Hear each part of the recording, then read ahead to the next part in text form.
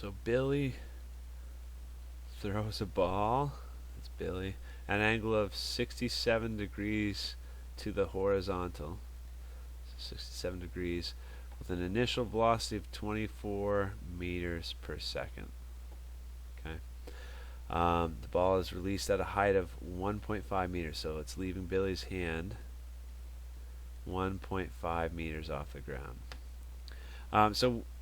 It's you could eventually come up with this equation, but this is the parametric relationship that can model the x and y coordinates of the flight of that ball.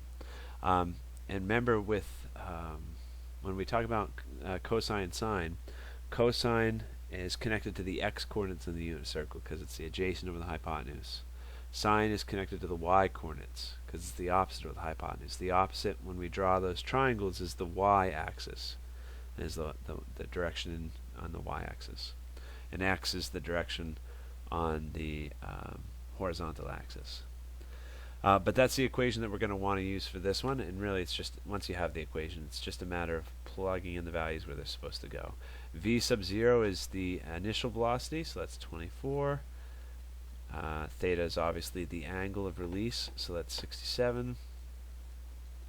So we need to multiply it by a variable of t, where t represents the amount of time, because obviously it's not going to keep going at an angle of 67 degrees. It's going to level off because of gravity. Let's see. Yeah, so for y, it's going to be -1/2. The gravitational constant is g, and that's something you could look up. In meters, we got 9.8, right? Those of you taking physics will know that a lot more, but oops, 9.8.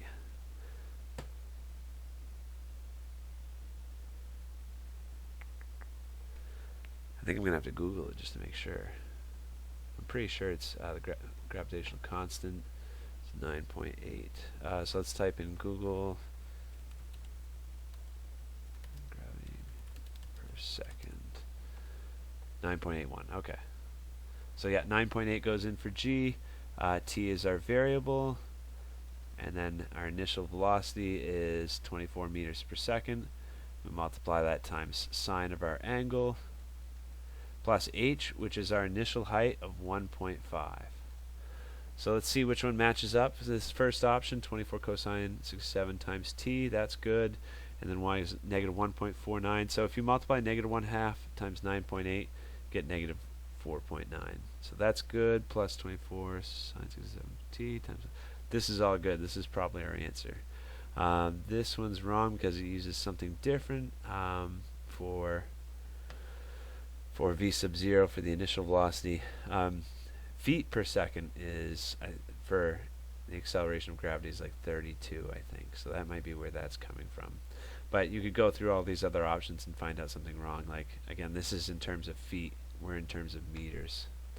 But yeah, plugging it into the equation. You know, in the textbook that we're using and in Newton, we don't derive that equation. So that's just something you've got to have with you for this particular question.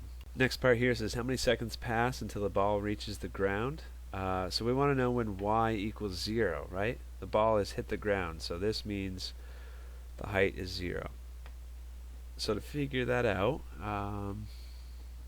got to plug in 0 for y into our y equation. Oh, so that's -1/2 times 9.8. I'm just going to say -4.9 t squared plus 24 times sine of 67 plus 1.5. I think this is supposed to have a t here, right? Yeah. So that's quadratic. That's a yucky quadratic equation. A would be -4.9. B, you just got to simplify. And C is 1.5. Just thinking if there's another way we could do that. I don't know if there is. Let me see what they do.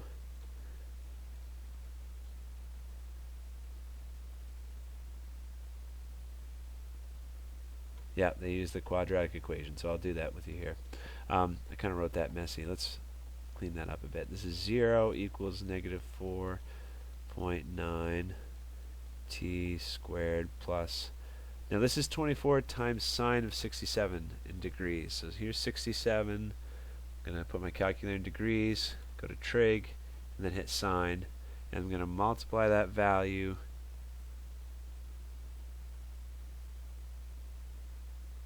No, that's wrong. That I think my calculator's in radians, because sine of 67, that's in the first quadrant, so that's supposed to be positive, right? Because all trig functions are positive in the first quadrant. So I think my calculator actually was in degrees. 67, hit trig, sine. Okay, that looks more realistic. So we'll multiply that times 24. So our b is going to be roughly 22.092.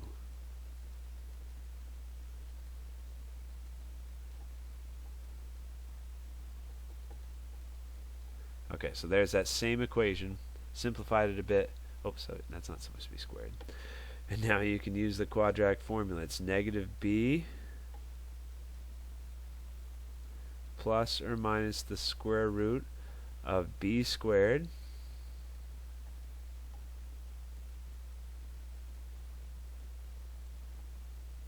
minus 4 times a times c,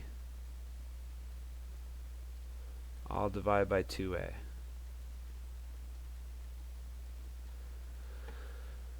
Okay, so if we square this, and then we've got 4 times 4.9 times, oops, 4 times 4.9 times 1.5, and I'm going to add that to this squared value because I remember it's subtracting a negative. We multiply by a negative in there. And then we're going to take a square root, and then we take that value. This positive and negatives, we're only considering the positive values for x. So I'll take, instead of doing plus or minus, I'm just going to do negative 22.092 plus all this stuff that just came out of the radical. That's negative 22.092.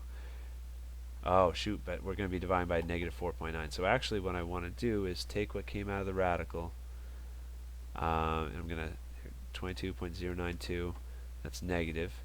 I'm going to subtract it. I'm actually ignoring the plus part because that would actually give us a negative answer. I'm going to subtract what's in the radical and then divide by 2 and then divide by negative 4.9 because the denominator was negative. So there's our only positive value. X equals 4.575,